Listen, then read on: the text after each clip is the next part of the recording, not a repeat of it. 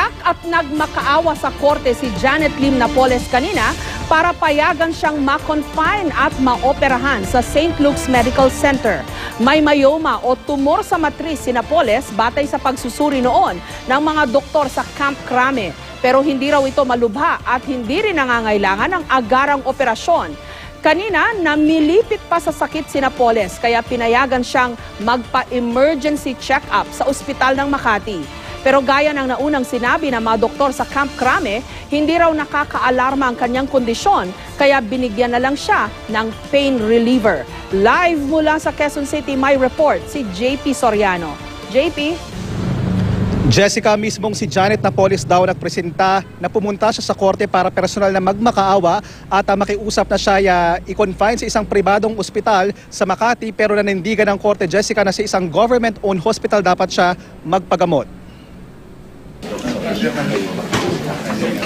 Umiyak at nagmamakaawang humarap sa korte sa Makati kanina ang itinuturong utak ng pork barrel scam na si Janet Lim Napoles. Personal siyang umapila kay Judge Elmo Alameda na payagan siyang magpa-confine sa St. Luke's sa Global City dahil wala raw siyang tiwala sa mga medical equipment ng Philippine National Police o PNP. Maawa naman kayo kung sa Crame. Sana nadala na ako sa St. Luke's, tapos na po ito. Umaapila rin po ako sa mismo na sa Crame o po dinala. Ginaganon-ganon po namin yung machine para umandar lang po.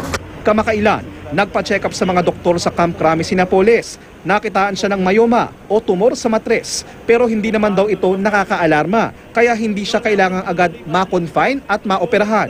Nakikiusa po ako. Operahan ko po ako kasi nito na po ako sa mga result na lumalabas po.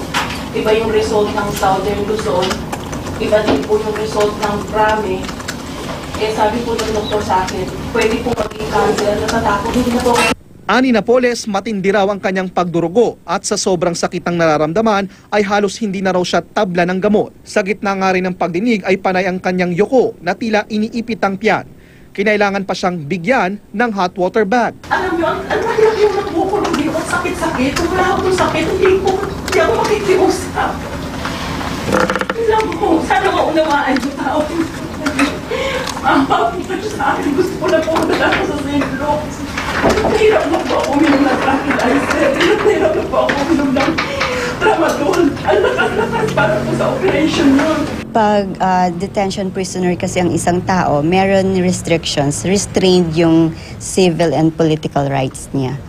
So, and gusto din kasi ng court din, para clear din na hindi po siya nagbibigay ng pabor sa kahit kanino man na akusado.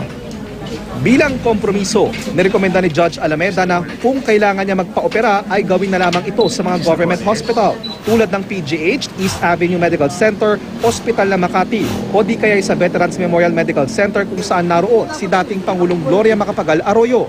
Kung sabihin man daw ng doktor niya roon na dapat siyang manatili sa ospital, papayagan daw ito ng korte. Pumayag din si Napoles na siya dapat ang gumastos ng kanyang pagpapagamot sakaling ito'y matuloy. Pero patuloy niyang giit, dapat daw talaga ay sa St. Luke's dahil naroon ang kanyang mga medical record. Bilang karagdagang ebidensya ng anyay masama niyang kalusugan, ipiniresenta niya sa korte ang resulta ng kanyang blood test mula sa klinik sa Antipolo. Ang kaso, Jenny Tan ang nasa pangalan at hindi Janet Napoles. Ayon sa kanyang mga abogado, iniba raw nila ang pangalan para sa seguridad ng kanilang kliyente. Bagay na kinuwestiyon ni Judge Alameda. Sa pagtatapos ng pagdinig, imbis na dumaretso sa Fort Santo Domingo sa Laguna, ay pinayagan ng korteng dumaan muna si Napoles sa ospital ng Makati para sa isang emergency check-up. Hindi kasi napatid ang pagdaing niya ng sakit ng tiyan. Kamusta po yung health niya, ma'am? Hindi yung mabuti. Lampas 2 oras ang itinagal ng kanyang blood test, ultrasound at ECG sa OSMA. Ang kinalabasan ng check-up, katulad ng resulta sa Crame, walang agarang pangangailangan para i-confine siya sa ospital. Pain reliever na lang daw muna ang katapat niya sa ngayon. Wala siyang emergency, walang urgency, there's no need to confine her at this point. There is something wrong with her, okay? But to declare what is wrong with her is the role of the attending doctor upon the permission of Mrs. Napoles. Pasado alas 3 ng hapon nang naihatid si Napoles pabalik ng Fort Santo Domingo sa Santa Rosa, Laguna. At Jessica, sa susunod na linggo ay ilalabas o magdedesisyon ang Makati RTC hinggil doon sa motion ni Ginang Napoles na siya ay ma-confine doon sa ospital na kanyang choice sa isang private hospital at siya ay maoperahan agad, pero nanindigan nga ang Makati RTC presiding judge na talagang dapat sa government hospital siya kung kailangan niyang gamutin at operahan agad. Jessica? Okay.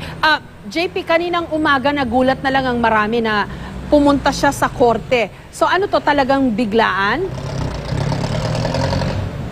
Jessica, tinanong natin yung Makati RTC branch clerk of court kung expected ba nila si Ginang Napoles kanina. Sabi nila, expected naman daw nila, pero late na rin daw nag-advise. Ibig sabihin, kahapon ay medyo late na rin nilang sinabi sa kanila na pupunta si Ginang Napoles. Pero hindi malinaw, Jessica. Kanina nga, nagkagulatan din talaga yung mga ibang kasamahan natin sa media na nandoon na darating siya, dalang alam natin ay pwede nga siyang i-represent na lang ng kanyang abogado dahil ang motion na ito ay pwede namang kumbaga i-represent ng mga lawyers nila at hindi na niya kailangan humarap.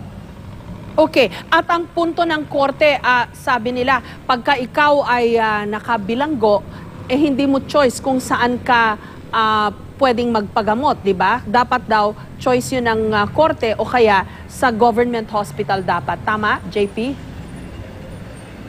Tama, Jessica. Yun talaga yung nawawala daw para sa isang detained prisoner gaya ni Ginang Napoles. At talagang kanina si Judge Elmo Alameda, maikwento ko lang nung siya ay kumbaga nung sinasabi niya yung kanyang point, ini-stress niya ang kanyang point, medyo umiinit pa yung kanyang ulo sa kampo nitong ng defense, si Ginang Napoles, dahil nga sinasabi na hindi kayo pwedeng mamili kung saan nyo gustong ma-admit ang inyong pasyente at ang pagbabasihan natin ay kung ano ang sasabihin ng iyong attending physician, which is yung PNP, PNP doctors nga yung una nagche-check sa kanya at nanindigan itong si Judge Alameda na dapat sa isang government hospital siya para raw hindi pwedeng pakialaman just in case na halimbawa ma-confine itong si Ginang Napoles sa isang ospital ay hindi pwedeng kontrolin. Kasi nga kung private may mga possibility na makontrol at pahabain ang kanyang pagsistay doon kahit hindi naman daw kinakailangan. Ang mahirap siguro kasi, JP, yung mga president na naiset na, yung mga naunang kaso na in the past, no? Pagka gustong ma-ospital ng mga kinasuhan o nakabilanggo, dun sa ospital na gusto nila kung saan meron silang mga doktor. So ito ngayong kasong ito, naiiba dun sa mga nangyari nung nakaraan. Tama, Jessica. In fact, may mga pahahaging pa yung judge kanina, si Judge Alameda, kung kagaya ng yung mga nabanggit na nagiging, kumbaga, nagiging palusutan o kaya nagiging parang mas magandang alternative na kulungan ika nga ang mga ospital of their choice, pero hindi naman daw nila sinasabi na hindi totoo ang itong kiniklaim ni Ginang Napoles na siya ay may nararamdaman. Ang lumalabas kasi sa initial na detaling meron ng korte ngayon ay ang galing sa PNP doctor na nagsasabing hindi urgent at hindi agad-agaran na kailangang operahan itong si Ginang Napoles, at yun din ang pinanindigan ng prosecution, pero naninindigan ang kampo ni Ginang Napoles at si Ginang Napoles mismo na delikado na raw siya at kailangan na niya magpa-opera doon sa hospital of her choice dahil nandun daw yung mga medical records niya at meron na rin daw silang history ng medical malpractice at marami pa siyang masinahit na reason kung bakit doon daw dapat siya gamutin sa hospital na private hospital na yon. Maraming salamat sa iyo, JP Soriano.